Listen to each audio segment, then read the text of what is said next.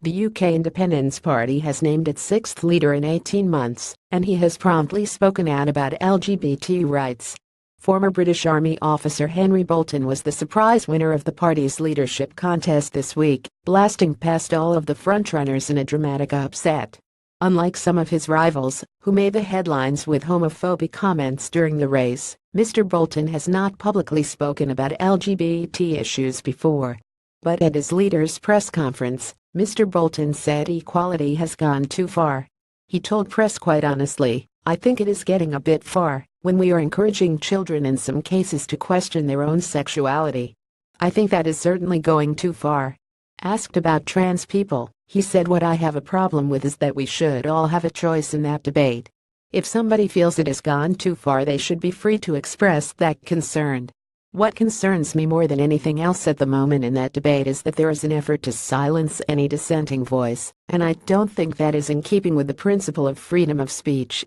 Elsewhere at its party conference, UKIP unveiled a new website encouraging people to come out for Brexit.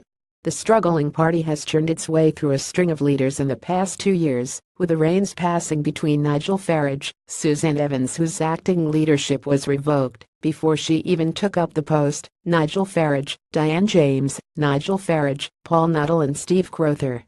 Mr. Bolton won just 29.9% of the vote in the race, but was declared the winner in a wide field that included far-right candidate Anne-Marie Waters, the party's gay former deputy leader Peter Whittle, and controversial London Assembly member David Curtin. Ahead of the conference, Support for the Family issued a survey to leadership candidates asking whether they would agree to abolish same-sex marriage, ban LGBT sex ed in schools, and whether gay people can be cured. While Mr. Bolton did not respond, Mr. Curtin, backed by influential Leave EU donor Aaron Banks, made comments linking homosexuality to childhood sexual abuse in his responses to the group. He said the latest scientific studies show that incidence of homosexuality in adults decreases with age, so it is unlikely to be fixed at birth. Study after study also shows that the incidence of homosexuality is much higher among people who have been sexually abused as children. This is an issue which needs to be addressed, but is not because of political correctness. Meanwhile, former UKIP leader Nigel Farage headed to the US this week to rally support for the most homophobic Senate candidate in modern history. A retired bishop who has defended gay cure therapy was given a prime speaking spot at the party's conference. Former Bishop of Rochester Michael Nazar Ali, a notorious opponent of LGBT rights, will address party members. He has defended gay cure therapy and has said, "Of gay people, we welcome homosexuals, but we want them to repent and be changed."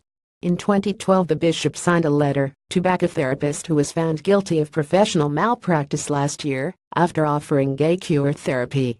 The bishop said, "Of gay cure therapy, we believe that people who seek freely to resolve unwanted same-sex attractions hold the moral right to receive professional assistance. Whether motivated by Christian conscience or other values, clients, not practitioners, have the prerogative to choose the yardstick by which to define themselves." He claimed of same-sex parenting, "This is social experimentation. It's one thing for a child not to have a mother or father through tragedy, but it is another to plan children to come into the world without a father." The results of fatherhood can be seen in lack of educational achievement and on our streets, where it contributes to delinquency.